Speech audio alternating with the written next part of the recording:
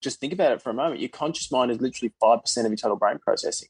So if I'm going in there and I think I'm going to get the best result only accessing 5% of what I've got upstairs, I'm kind of setting myself up not to get the best result. So if I set that clear, coherent intention and I engage the subconscious, I engage the other 95%, well, that can be working away at solving the problem for me. That was Scott Robinson. You're listening to the Just Fly Performance Podcast.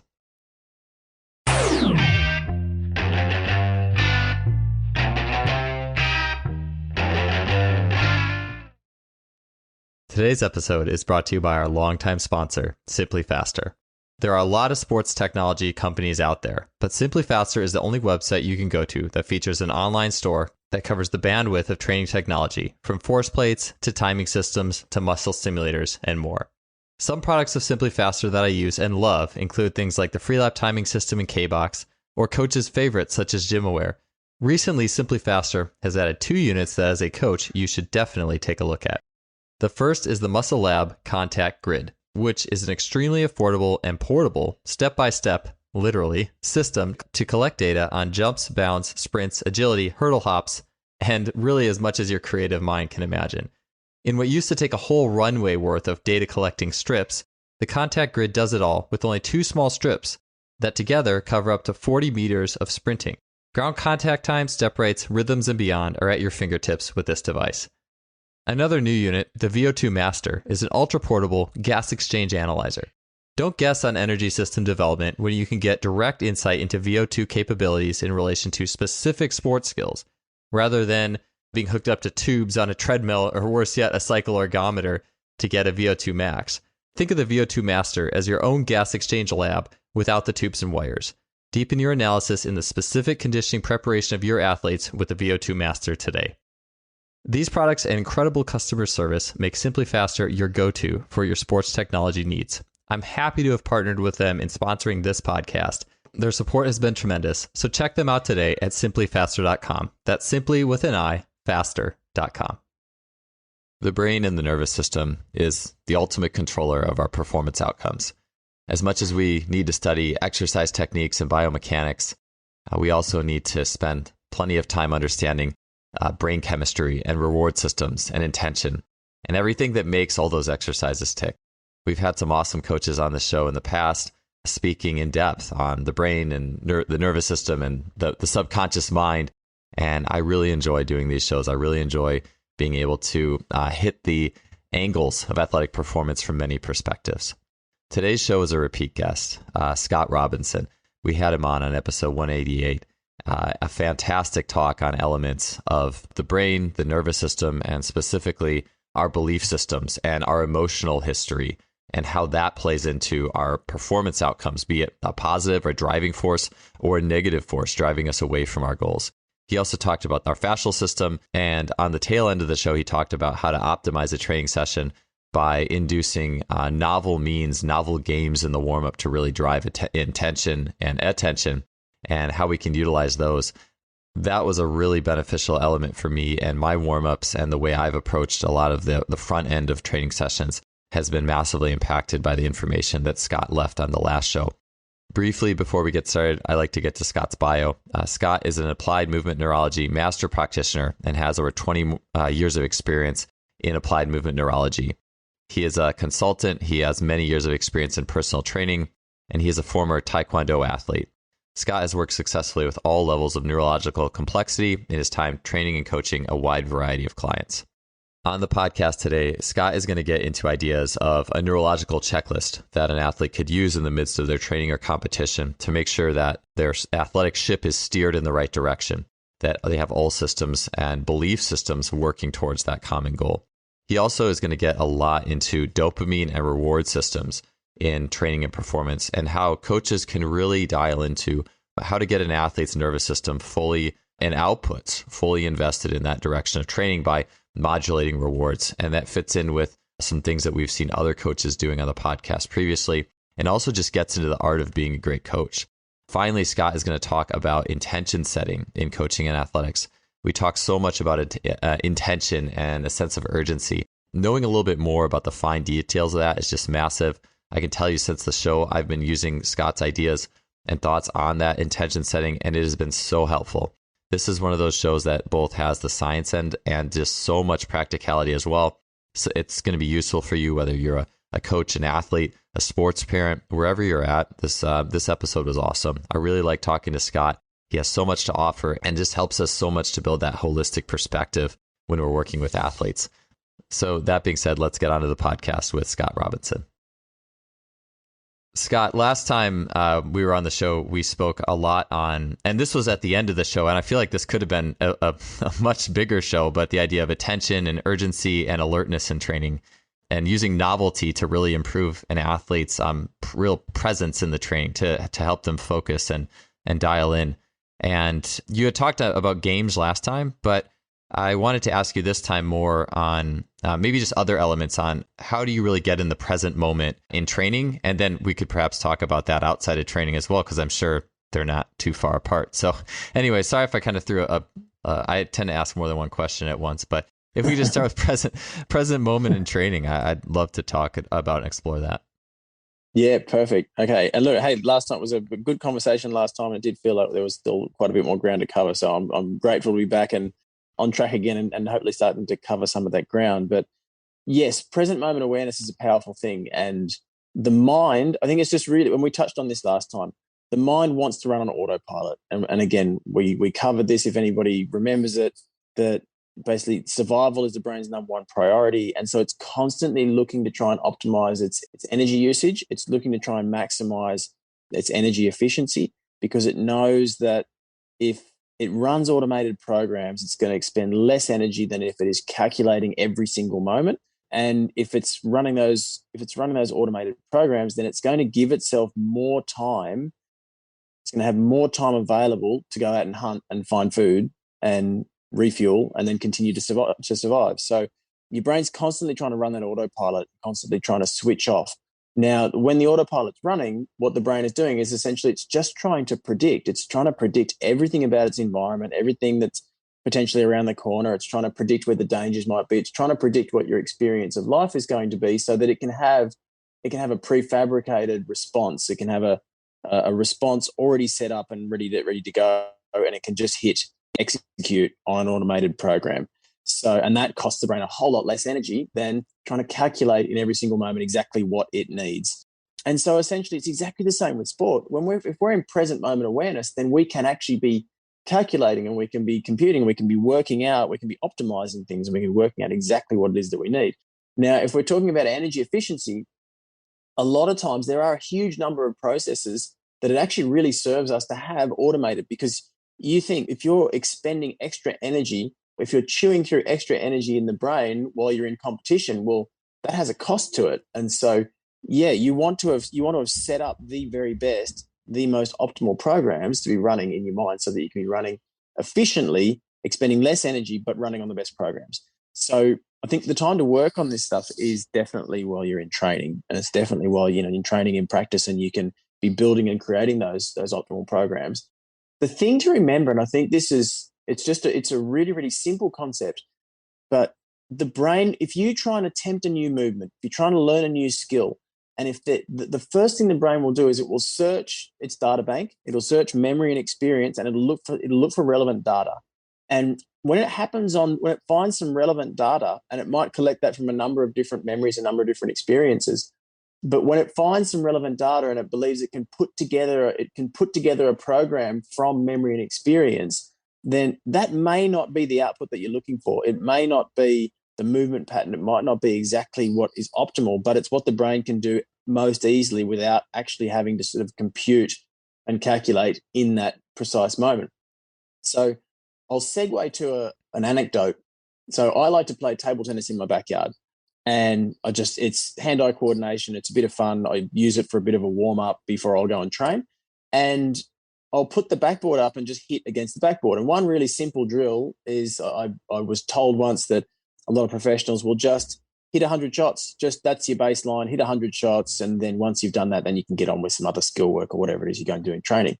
One particular day, and I would say for me, it might take me a few times to get that, but I can normally do 100 shots. But one particular day, I was absolutely terrible. it was a terrible day in training, and like the output was a long way short of where it should be, and I couldn't even get past 10. I just kept making errors, kept making mistakes.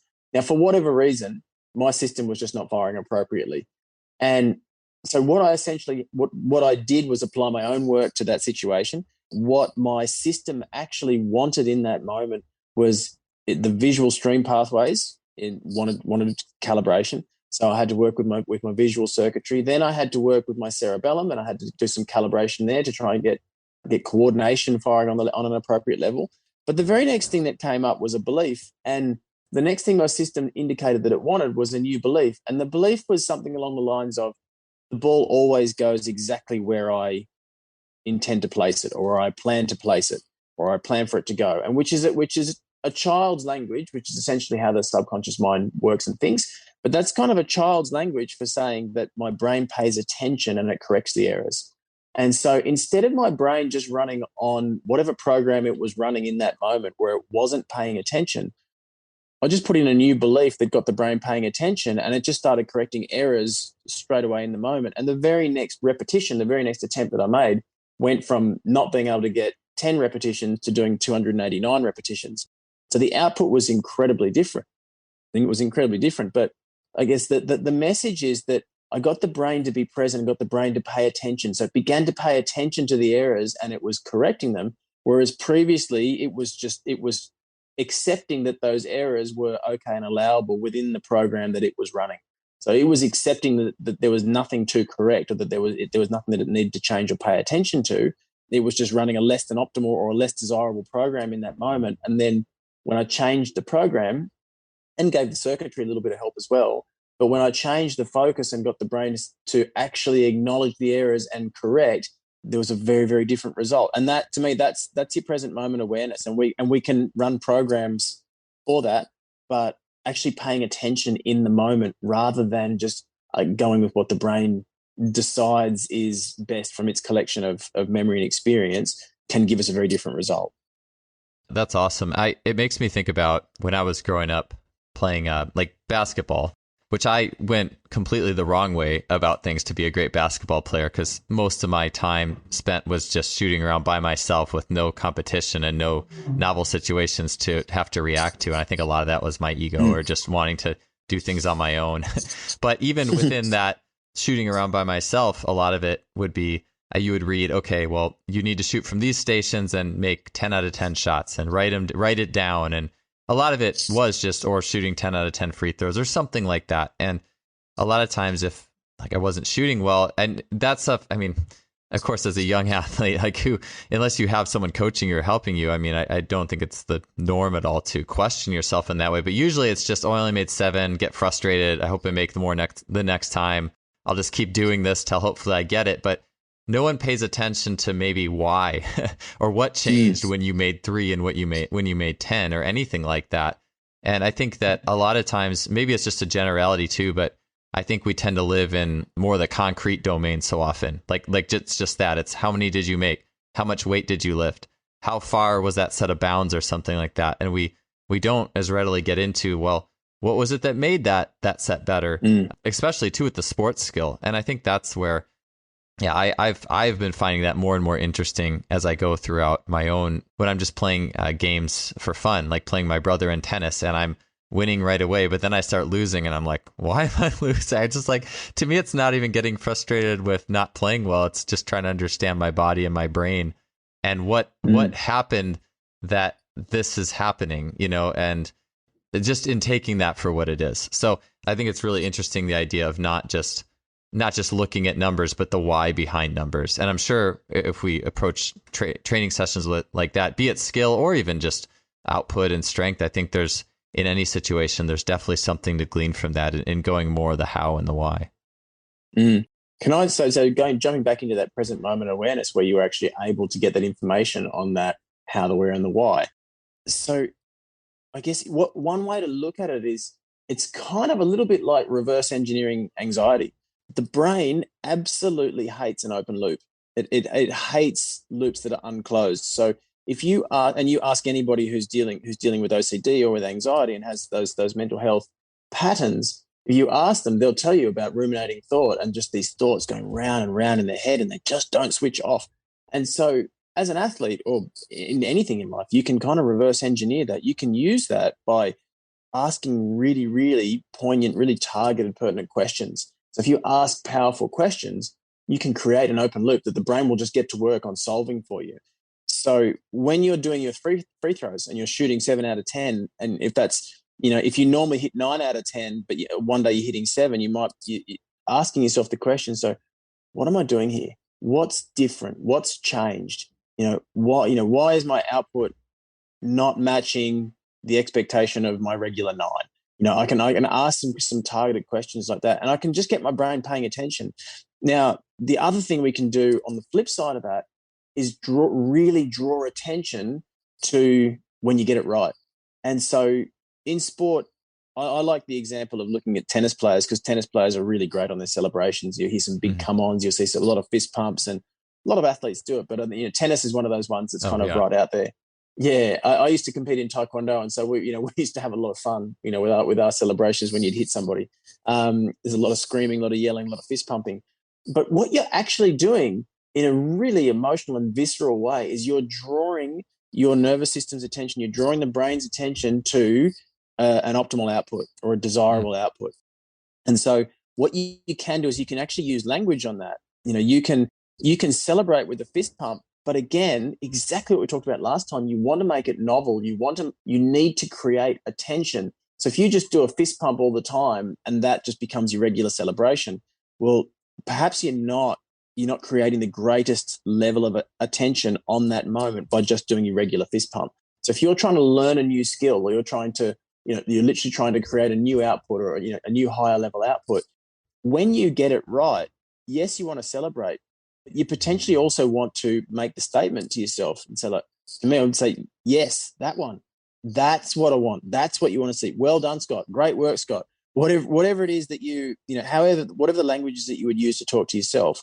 And so, again, going back to my table tennis in the backyard, I've done that there. I've given this drill to athletes and whatnot before. But when you get it right, use that language. And so you're learning a new skill. And then when you actually see the output, attention doesn't have to be precisely in that moment for it to have an effect. So what I mean by that is if I'm trying to work on my forehand and I actually get it right, yes, I have to be paying attention to hand-eye coordination. I've got to be paying attention to where the ball is and where I want it to go. But I can place my attention on that moment immediately afterwards. So when I'm no longer in that moment, I can look back at that moment as it just happened and I can place my attention on it. And I consciously might not be able to break down exactly what happened in the neuromuscular system and in the brain as to what's actually fired off to create that correct output. But I can make the statement. My subconscious mind knows, my body knows exactly what's just happened, and I can create the statement and I can celebrate and pat myself on the back and tell my system, yes, pay attention to that one. Let's do that one again. And actually put the statement in. It sounds like a strange thing, but it really works. So you're literally creating that attention, and it's a really cool idea to remember that you don't actually have to have your attention placed perfectly in that present moment. You can connect with the moment that you just created shortly afterwards. So you can actually be present in the past, if that makes sense. Yeah, I have a lot of thoughts. One of the thoughts that I'm really getting into, and I worked with tennis on the at least strength and conditioning level for 7 years, and one of the things that I really noticed was the celebrations those athletes did were much more almost. I always thought it kind of on a level like it was like this. It's a really tense, mental game, tennis, and you don't get to, what's the word I'm trying to say? Like, you don't have physical contact to kind of diffuse the tension from playing. It's just you and yourself, and it's all fine-tuned. And those athletes were very, very intense. And I felt like, in my mind, I just thought that, well, that's the way to go, and you can't hit somebody like football. And maybe to a small degree, but what you're saying definitely, that absolutely makes sense to me. Because I thought about that a lot with those athletes and watching their matches and just how intense and emotional those celebrations would often be. And they weren't always the same one. A lot of times they were different, or they always had a different subtlety to them.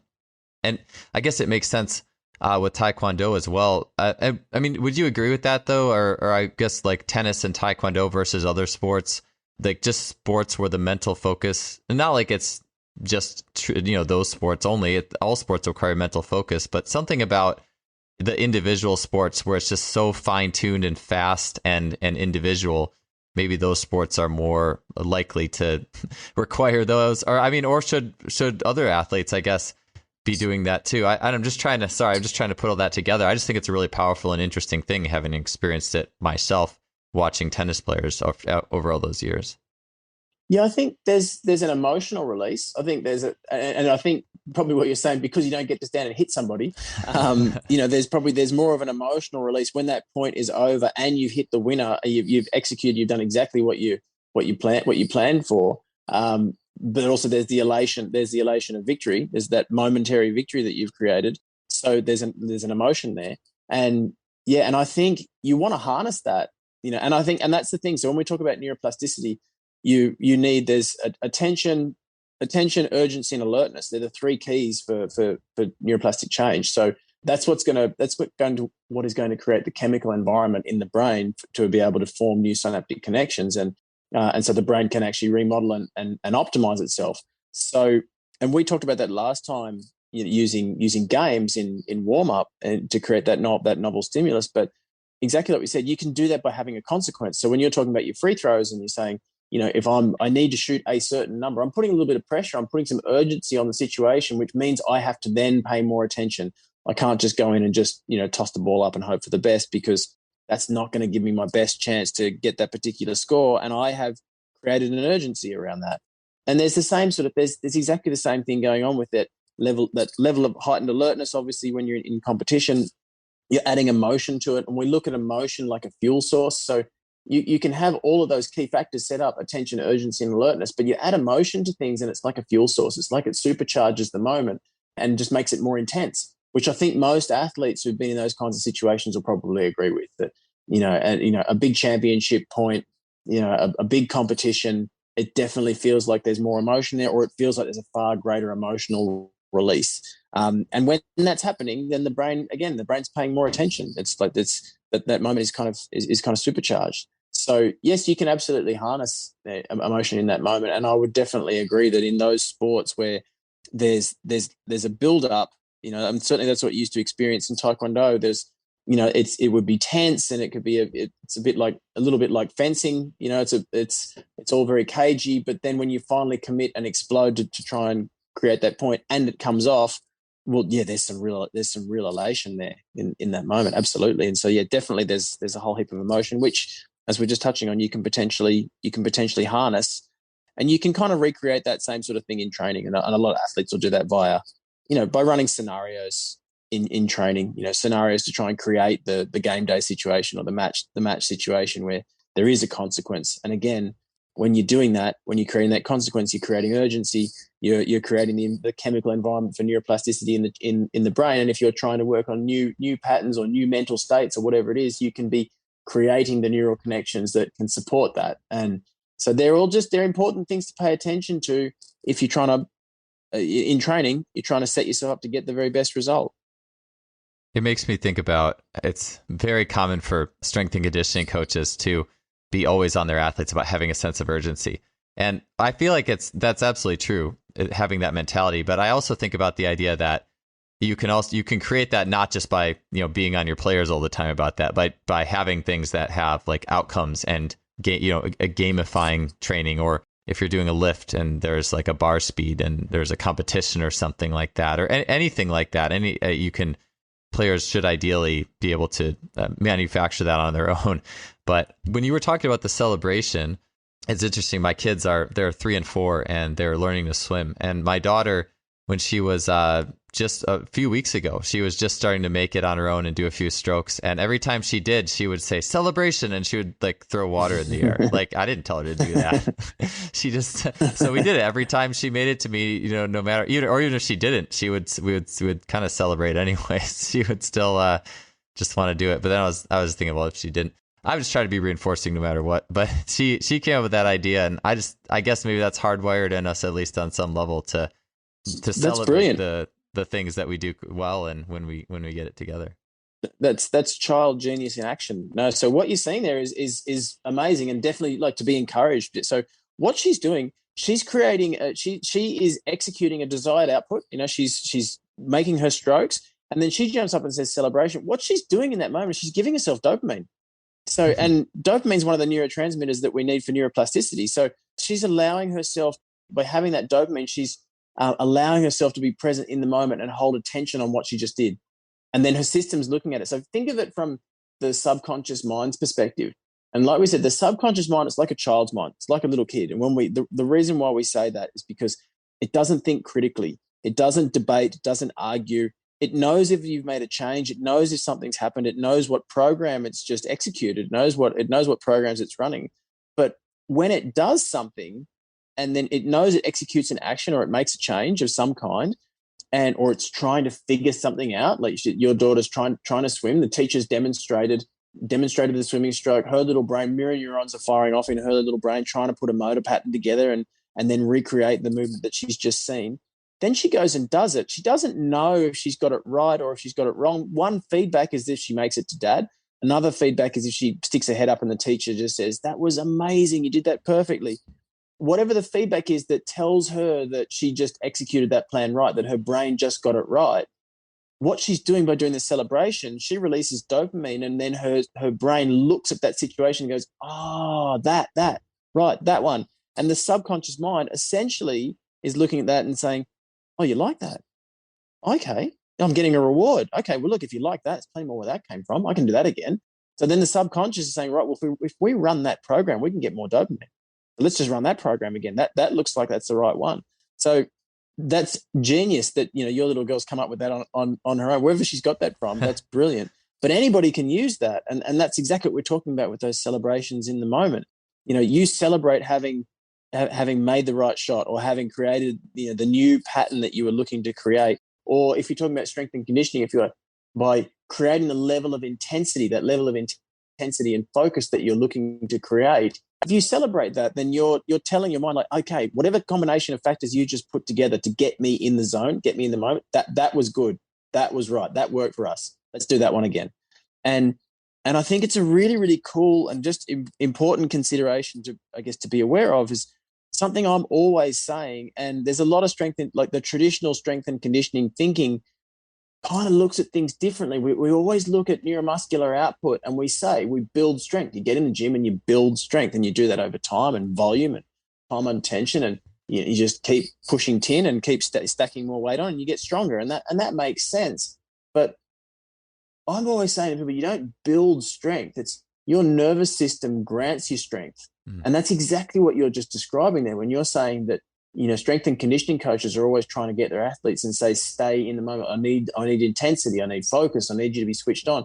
Because what they're actually saying is you need to try and find a way to get 100% of your nervous system on board and engaged for this. And if you can do that, if you can get everything in your nervous system firing, you're automatically going to find you've got way more strength.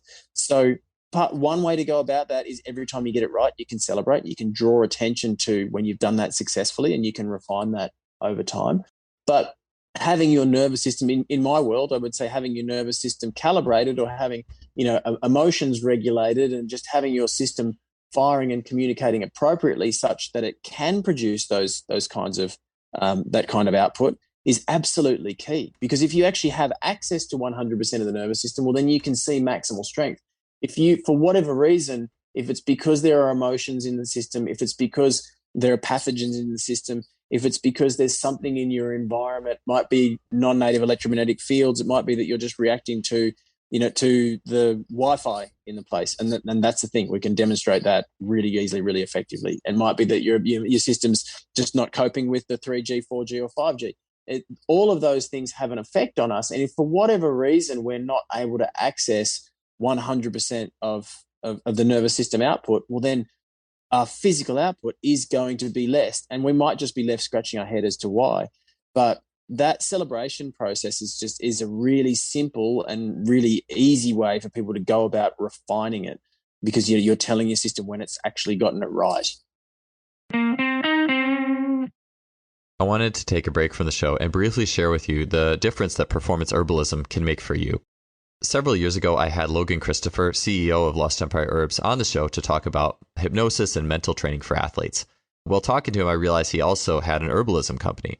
So shortly thereafter, I used the Phoenix formula, which was my first product I bought from them. I had great results with it, not only increasing my energy and decreasing my need for coffee and caffeine, but I also noticed that it was making an impact on my lifts and my weight room numbers. I was having a great training experience. Shortly thereafter, I also got into the shilajit resin as well as other herbs.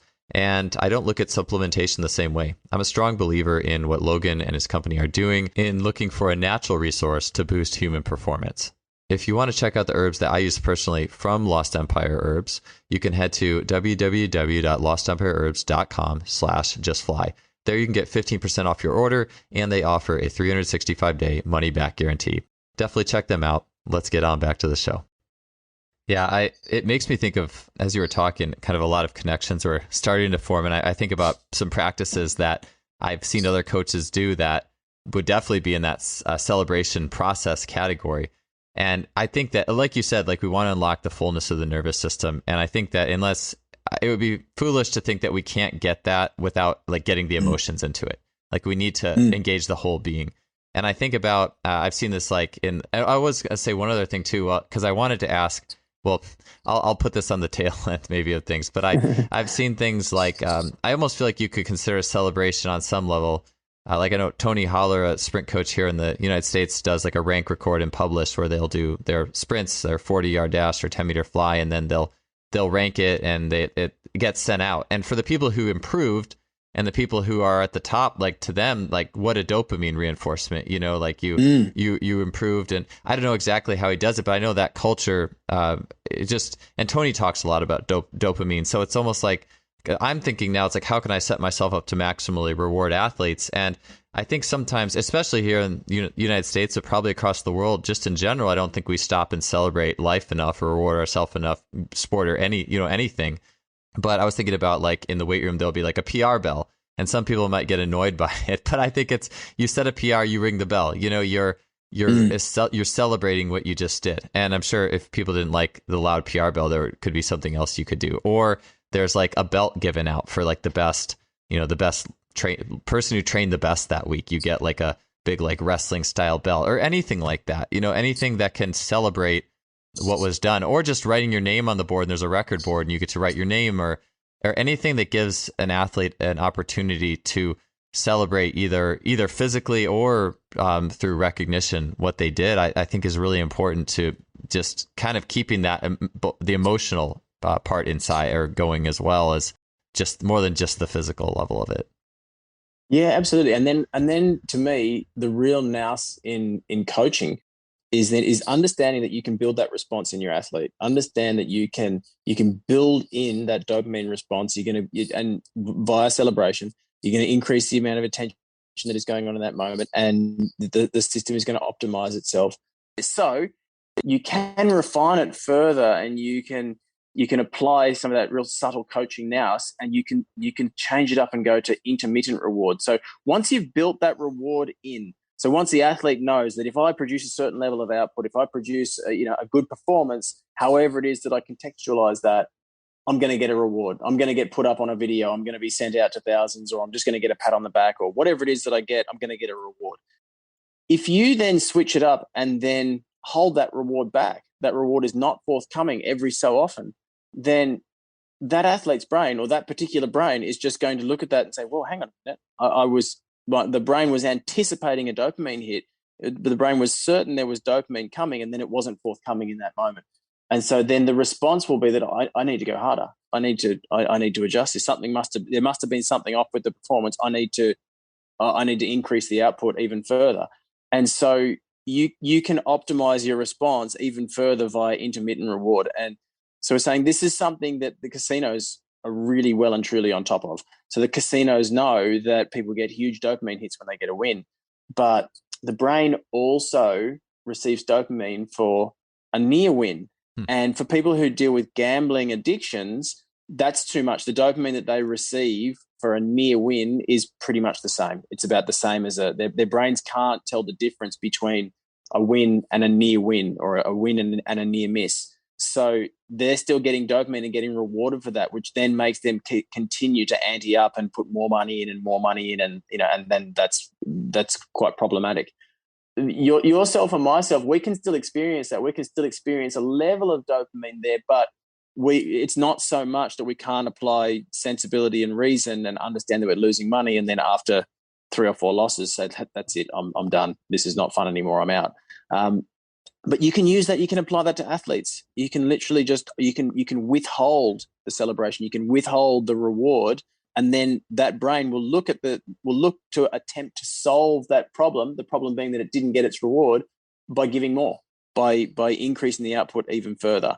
So reward is fantastic, but it can be even more powerful when you give the reward only every so often. And I think most people are kind of aware on that, but it's actually really interesting just to understand what's going on in the brain when that's happening.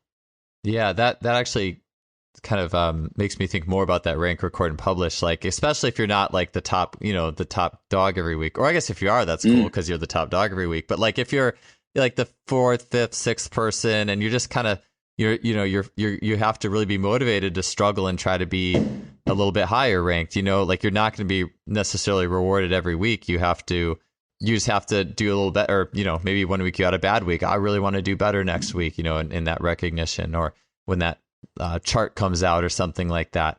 And it does make sense. Like you don't want to be, I guess, entitled. Like you don't want to have that, come on, I did something good, like let me, that stretch to help athletes stay motivated.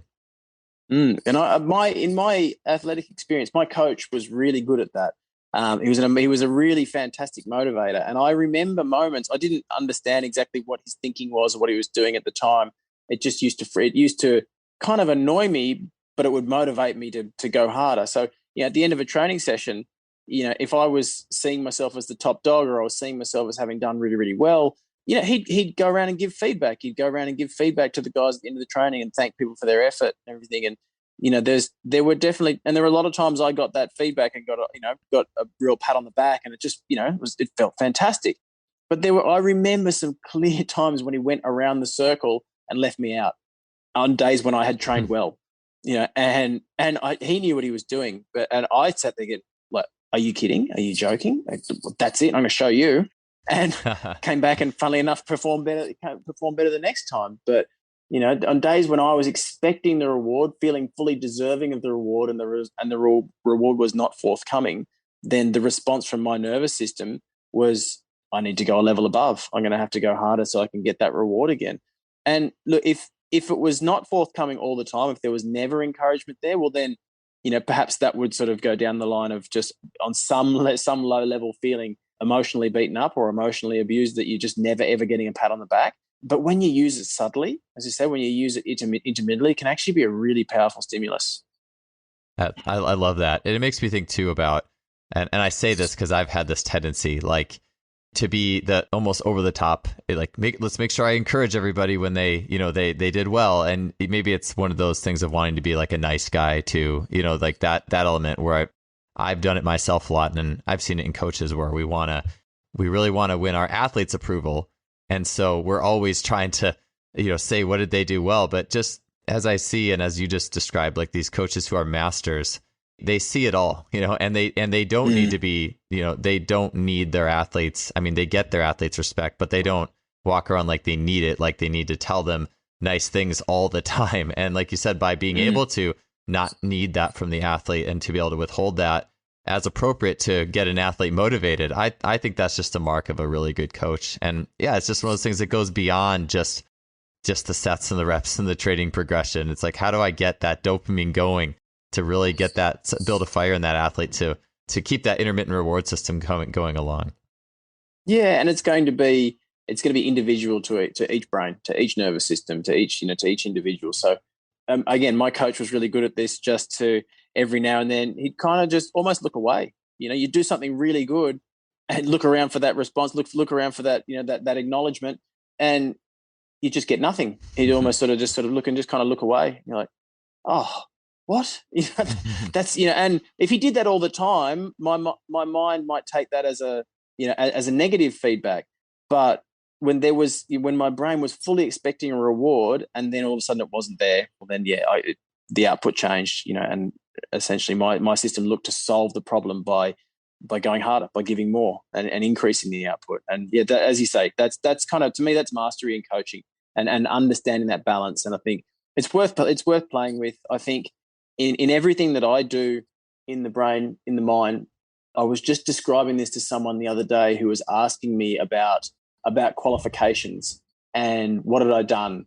And I was having to say to this woman that I can't give you any kind of context on the speed at which you're able to learn and the speed at which things are able to change in this space when you're working with the brain, working with the mind, working with the nervous system.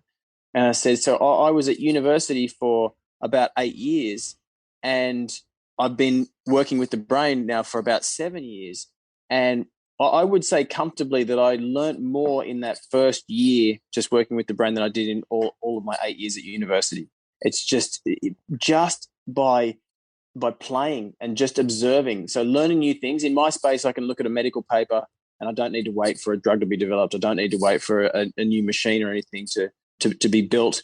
We can literally just go and apply that in the brain, and you can increase your effectiveness. You can garner a result just by giving that information to the brain. And it's exactly the same. Scientific studies, in different studies, you can do exactly the same thing. Find a research paper, take it to the brain. Don't have to wait for anything to be developed, built, or approved. You can literally just give that information to the brain, and you can watch it unfold. And it's exactly the same, in coaching.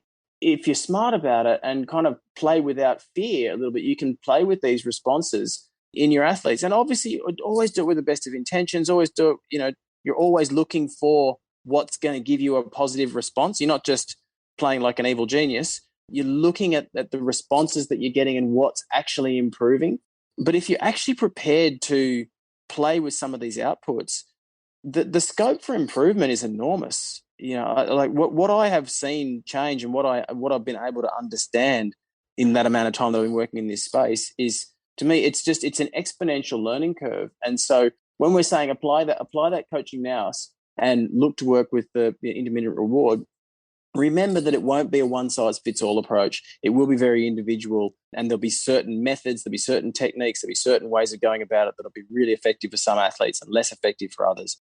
But as a coach, if you're looking to develop your own skill set, if you play with it, potentially take some notes on it, on the responses that you see, so that you're not just going by trial and error and repeating your own mistakes with your athletes, you can really improve your own skill set, because you're going to get a window into what's actually happening in that brain. And as I said, my own experience working in this space is that things happen really, really fast, and the amount that you can learn is that it can be that exponential learning curve. So definitely worth playing with. But my advice would be to write things down on the different strategies that you've employed and then the outputs that you've actually seen, and keep a little bit of a journal on that for different athletes, because there will be different responses from different brains. Yeah, I think that's so important to have, not just a physical, quantitative training log. How far did we run? How many miles? How much weight did we lift? But a mental, emotional log, and different athletes and different responses. And yeah, like you said, or you were alluding to, like, it's not going to work the same with every athlete. I think there's some athletes, especially those some athletes would take it really hard to be ignored a little bit, versus others. It's good. It would be a different, like I've heard too, like you can yell at one athlete, you can't yell at another. Like you really have to be, maybe like Brett Bartholomew, I think when he was on this podcast, was talking about being didactic too, having like different personalities of yourself that you could exhibit based off of what the athletes were needed, things like that. So I know that rabbit hole goes really far, but I think that journal idea of not just training methods, but how did I approach this athlete from a coaching perspective and what seemed to be the response type setup, I think that's a really valuable thing. Can I jump back a step? Because we started off this conversation talking about present moment awareness. Yeah. So, and what you've just touched on there is really powerful. And I think for coaching, this is huge. So I work with a lot of parents on this, and this is, so I'll describe, this is kind of how I try and parent. And so the power of intention, the power of intentionality is enormous. And I don't know how many, I don't know how many coaches actually pay attention to this and work with it. There may be many, there may be few, I'm not sure. But essentially, when we set a clear, coherent intention, then that's how we're setting the mind up to function. And when we talk about the brain not liking open loops, if we set a clear, coherent intention, then the brain's going to be looking, that's like an open loop that the brain is looking to, how can I cohere myself around that? How can I shape my behaviors, my responses, my thought patterns around that intention because we've just set that up. So in parenting, my parental software, the parental software that I'm running as a result of my childhood experience growing up with the two parents that I had, is that from a disciplinary standpoint, my mum would just get, if we'd done something wrong, and a lot of times we wouldn't even know we'd done something wrong, but my mum would just get angry and she'd be coming in and swinging and yelling and hitting, and we wouldn't even know what it was for a lot of the time, and we might find out later. My dad would sit down with us and give us a really long talking to, and he'd want us to know that exactly what it was that we'd done. His theory was strike hard, not often. And so he'd give us this long lecture and long talk to make sure we knew what we'd done wrong before we got the belt. And that's what I've got for my parental software, but it's not the parental software that I want to run. I'm looking for something different. Now, in those moments with my kids, when they do something wrong that really pushes my buttons and I feel an emotional response, what wants to come out is that hardwired programming. So, and a lot of times I'll find myself thinking, right, the words that I have is I want to be a more highly evolved parent, but I can't, in this moment where there's emotions are firing, I can't see how I'm going to get that output. I can't see how that's going to happen. And so generally my approach is, right, I need to set a really clear intention. So I'll just make space for that for a moment. I'll send the child to the room for a moment and say, just go there, think about what you did. I'll be there in a minute. And then I just have to set an intention. What do I want out of this moment? Okay, I want to be a more highly evolved parent. I want perfect communication. I want perfect communication so the child knows what they did and then they correct the error. And I want there to be love in this. I want the kid to get the message lovingly and learn the lesson, without me yelling and screaming and the child just having a negative experience and perhaps not learning the lesson. And I'm going to say probably 9 times out of 10, we'll go in and we'll have a conversation. And a lot of times what happens is I will go in there. The interesting thing is I will go in there having set that intention and I'll have no idea what I'm supposed to say. I have absolutely no idea how that is supposed to unfold. But I find myself in the moment, because I've set that intention for it to be a more highly evolved parent, to have perfect communication. When I realize I don't have that, I sit there and my mind realizes you just need to listen right now. You don't have the response. And so I might just sit and listen for a moment, or maybe we just have silence for a moment, but then the words come. The response actually comes because my subconscious is figuring it out. But consciously, I haven't really done much at all, but the information comes into my conscious awareness. And so it's exactly the same thing with a coach and an athlete. So you need to look at, as the coach, if you set the intention for what you want, okay, my intention in this moment is to provide optimal coaching such that this athlete understands what they've done right, understands what they've done wrong, and then produces a next level output. Okay, so that would mean, I need perfect communication. I would need to be speaking in a frequency that does that for this athlete. Now, if I've set that intention to give that athlete exactly what they need in the moment and then produce the right output, then my subconscious is that's that open loop. My subconscious is going to be trying to figure that out in the moment. So when we talk about journaling things down and looking to try and understand what's worked well, what hasn't worked well, and understanding that, if you set that clear, coherent intention for what you want in coaching with your athlete every single time, your brain is going to be attempting to be optimizing your language, your frequency. It's going to be attempting to optimize your energy field, which then changes the energetic interaction between you and your athlete. And you can get a very, very different response. And certainly if you do that, over time and with a number of different athletes, you're going to find far more consistently you're getting a really, really good response. So I can't overstate the importance of intentionality. So rather than just turn up and think, I've got some drills I want to get through, the intention might be, what message do I need the athletes to get today? Or my intention is to be the best coach I can possibly be. Or my intention is to have the greatest, most perfect communication that I can have with my athletes so that they understand how it is or what I'm actually teaching them in this moment, so they just get it. So whatever the intention needs to be, if you set that, and then you just give yourself space to actually allow that to come out, because there'll be almost certainly moments when you just don't consciously understand what it is that you're supposed to say or do. But if you hang on to that intention, the interesting thing is that your subconscious will be working away. Again, it's subconscious, so below the conscious level of awareness.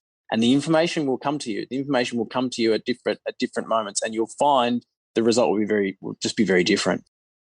Yeah, I really like how you're connecting parenting and coaching too, because those anecdotes are really good for me. So, but it takes me back actually to the intention, even when you were talking about your table tennis and the intention of my brain pays attention and corrects effort. And I think this is so important for athletes to, goal setting, process goal setting, or intention based, what's the intention, and having athletes be mindful of that. But how often do we set that for ourselves as coaches? It's easy to give athletes goals, but how often are we actually giving ourselves goals and saying, how did I do? Or a group of coaches after a practice saying, how did we do? I'm sure it does happen, but probably not for every one athlete or 10 athletes given a goal. I would imagine that there's only a few coaches who are giving goals for themselves and how they go about the session and setting the intention for what they're trying to do. And I like what you say too, like sometimes you don't know what the answer is going to be, but you set the intention to get it and kind of let the subconscious put it together for you. I really like that idea. Yeah, well, just think about it for a moment. Your conscious mind is literally 5% of your total brain processing.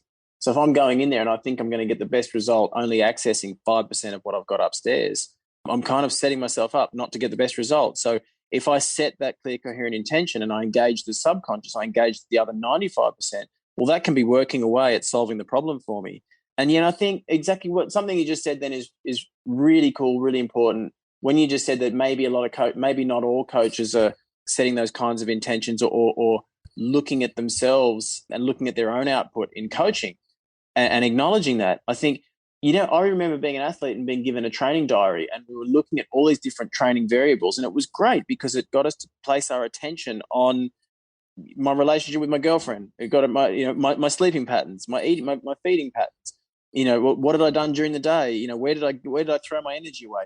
And so I got to place my attention on all these things, and I was able to refine my routine, really, really well. But they were all what we might call, we were told different key training variables or key considerations in training, but they were all variables. And I think if the coach begins to look at himself or herself as a training variable, well, then straight away the coach then has to look at their own performance. Say, well, if I'm a training variable, well, that means I can be up or I can be down. So what I'm doing is clearly having an effect on this athlete. If I turn up, I've had a stressful day, and I demonstrate this all the time with strength output, but also with range of movement. If I've had a stressful day and I'm highly sympathetically charged, so I'm in fight or flight, my sympathetic nervous system is kind of running on overdrive. The energy that I'm giving off is not only is it tightening up my system and I'm losing range of movement and I'm losing strength. That's one thing, but as the coach, I might not see that because I'm not going out and testing that. But absolutely, as soon as I touch or as soon as I contact anybody, they're getting the exact same. The two systems are equilibrating. The two nervous systems are actually equilibrating, which means that my sympathetic nervous system being elevated is increasing the amount of sympathetic nervous system activity in that other body, and potentially that's just not helpful for that athlete in the moment. And that happens on a more subtle level, even when you're not in physical contact. So if you look at yourself as a training variable, well, then it kind of means I need to keep myself in good mental and emotional shape.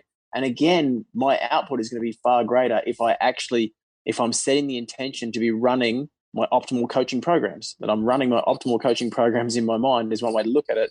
When I turn up for training, that's going to increase my chances of getting a better result more often than not. Yeah, I've thought about that, and in the sense of too, I've seen myself on video coaching at times, and the thing that always kills me is like, man, I can't believe my posture was so bad. The athletes must be picking up on that. And I remember the last time I saw a video of myself with poor posture coaching, I'd like to think that I've fixed that because I was so disgusted at myself, just by not just myself, but like what is this? How is this helping the athletes? Like the way I'm presenting myself and communicating and everything like that, like needs to be, you could say, like is absorbed by them. And it was, I think it was Dan Path, like legendary track coach here in the States, who had said like, usually a lot of times athletes' mannerisms and like their kind of, I guess, vibe is kind of like their coaches. They take on their coach's vibe. The coach is real nervous and high strung. The athletes might be really nervous and high strung. It's almost like a mirroring effect if the coach is really calm and cool. And I've heard that in parenting, as well, like the ability to just I have to change my energy. Some children won't pay attention to what I say. They might pay attention to basically how I am saying it and my like my emotional state, and I have to change that to talk to particular child. And so yeah, it just it really does come full circle, and I think that's such an important thing for coaches to consider. Before we get done for the day, I wanted to go back. I've been meaning to ask you and take this all the way back to the beginning, if that's okay, just because I like to. It was such an intriguing thing, and I do like having, we talk a lot of these concepts, and I always like finishing with some more perhaps nuts and bolts type things. And so a couple of questions that relate to the beginning. Well, the first is, unless you had anything to say based off. Well, I was going to say, can I jump in really quickly? I'm really happy to go back and do that, but it's a great consideration, and it's one of those kind of mind-blowing considerations, is something that we talk about with the mind. So, and I'll try and break this down really quickly. So the beliefs that you hold in your subconscious mind, they're like the rules. They're like a framework of rules that create all the programs. Those programs that you run will dictate your behaviors. They'll dictate your nervous system output. They'll dictate whether your brain, like my table tennis, they'll dictate whether your brain is paying attention or not. So the beliefs that you hold are essentially the rules that all the programs are written from. Those programs are the ones that run automatically, and your brain's trying to just run on autopilot all the time. So what you were just saying about the coach holding a certain posture and the energy that the coach is giving off, and you're saying that certain athletes and groups of athletes tend to mirror their coach's energy. So something that we talk about all the time is thought is an energy. So thought is an energy, and so energies maintain fields. And so all of us are walking around maintaining thought fields. And so I have a certain set of thought fields. You'll have a certain set of thought fields, and they create what we call an atmosphere of belief. So my thoughts are not just contained inside my brain. Those thoughts are in electromagnetic fields. Those thoughts are creating fields, and my beliefs create these greater size fields. And so what we call them is like an atmosphere of belief.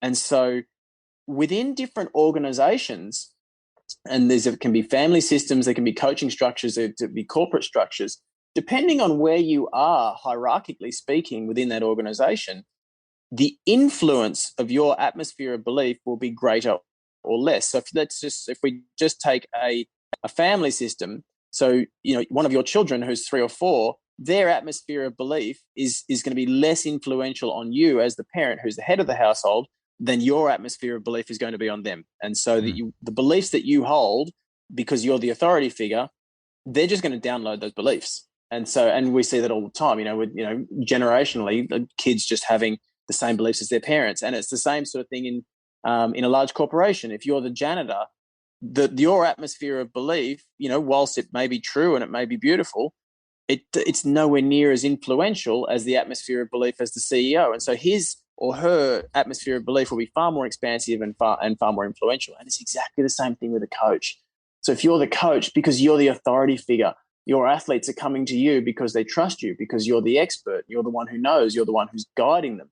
So if you're there, as the coach, if you're maintaining an atmosphere of belief, subconsciously, or you're just trying to, or you're feeling negative about an athlete's chances, or if you're just in a lower emotional state, that affects your atmosphere of belief, and that's having an influence over the people around you. So it's an interesting one when you say like you're seeing a physical output of posture, and you're seeing correlations between certain energies that you are aware of that different coaches maintain, and then their athletes are all upbeat and maintaining a similar kind of energy.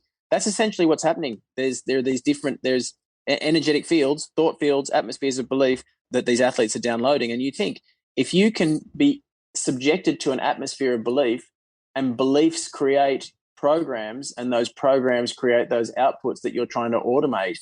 So much of sport is what comes out instinctively. It's what you've trained via repetition over and over and over again, that in that most intense moment of competition and under the greatest amount of pressure, that's what instinctively comes out. Well, a coach has a big influence on that, not just via the instructions that they're giving, but also via what's just kind of being given off and what the athlete is absorbing, on a moment-to-moment basis. So that's my 2 cents on thought fields. Happy to get back to the final questions that you had now, if that's where we're at. Yeah, no, thanks for putting that thought in there. Actually, that made me think as well.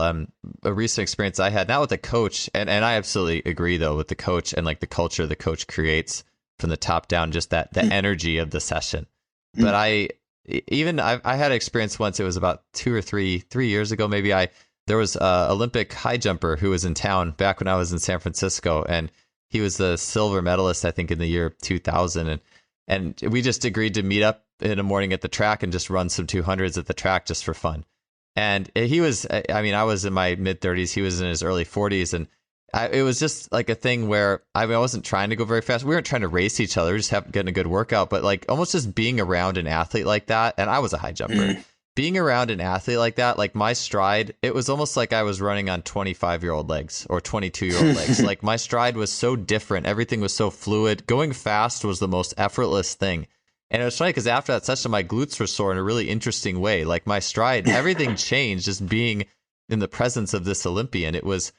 So that absolutely had an effect on me. I mean, and it was one that, I wasn't trying to compete. It was just, it changed the way I was running. And it was like, I was like more springy. And I just remember that was just such a cool feeling. And so, what you're saying is with the coach is also, I think, an athlete can have an effect on another athlete in that manner as well. So I'm a big believer in that stuff. But I know, I'd love to talk about this concept it's such a good one. But just, quickly, I did want to take it back because you talked about the celebration element and that solidifying and like reinforcing. I've seen coaches who weave that into training sessions, like coming up to like the NCAA championship or something. I've heard of some coaches who would have athletes like touch the wall and celebrate or something, and I've never actually been around a coach in person who's done that, but it got me thinking. Or I also, in my experience in watching high jump, at least on the world level, athletes who are really good, and I would actually see this more in videos of world-class high jumpers than I would see it at like a Division III track meet. But an athlete would jump a personal best or win a meet or jump a really good bar, and they would just light up after they'd land on the mat and then just jump and light up in a huge emotional display, or maybe a dance. And I see that so much more in the elite level, I feel like, than the more amateur type level. And so I'm just curious, what you have any ideas practically on, is it maybe athletes just allow yourself to express a joy or celebration at doing a new best, or how would you practically put that into just like maybe day-to-day stuff training? It comes down to just making it okay, because I think we look at for a lot of people, we'll look at the elite athlete and say, well, okay, that's what the elite athlete does because they're really good. Okay, I did something that was good at my level, but it wasn't elite, so I don't feel justified or I don't feel worthy of celebrating. And so we just need to make it okay. And there are any number of ways we can go about that. Perhaps the athlete's having a stress response, so I do these different stress transformations. You just take the perception of stress away. But on however you do that, you kind of need to actually make it okay to celebrate. So I coach my little son's soccer team, they're all 9 and 10 years old. So they're just, in the 10-year-old division.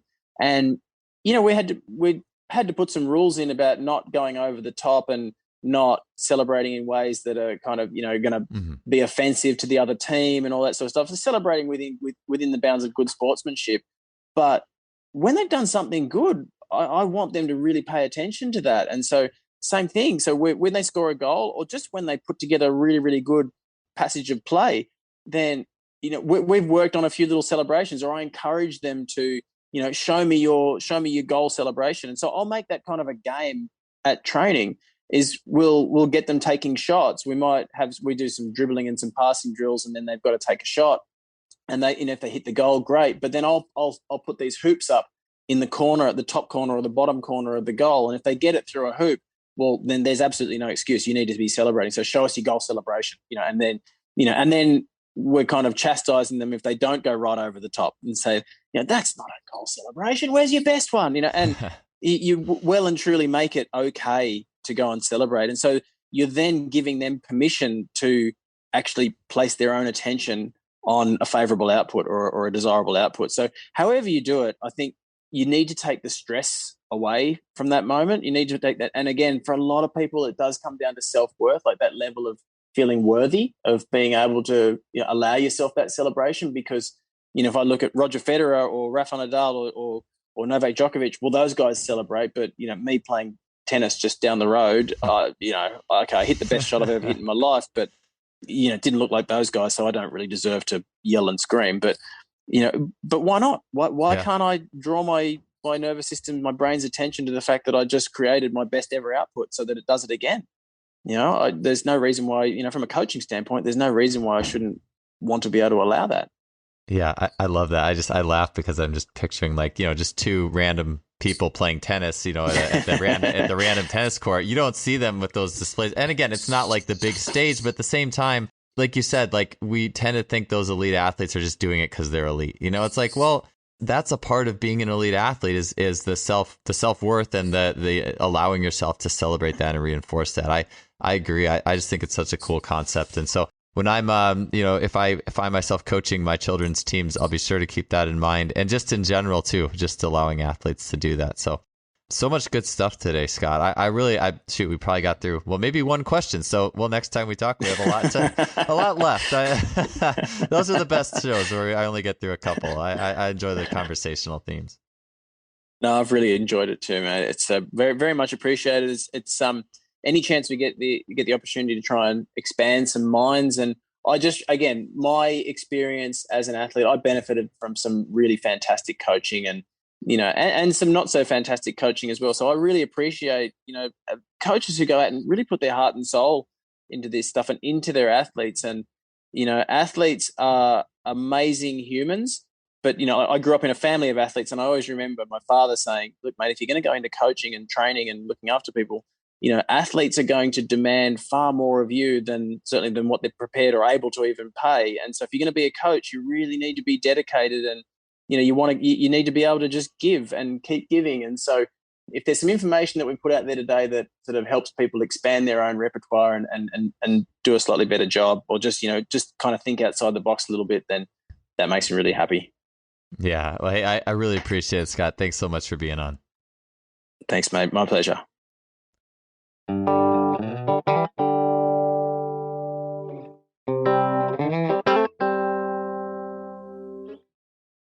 Thanks for tuning in for another show. If you enjoyed it, you can help us out by leaving us a rating, review on iTunes, Stitcher, whatever you're listening to. Would definitely appreciate that. We'll see you guys next week with another great guest.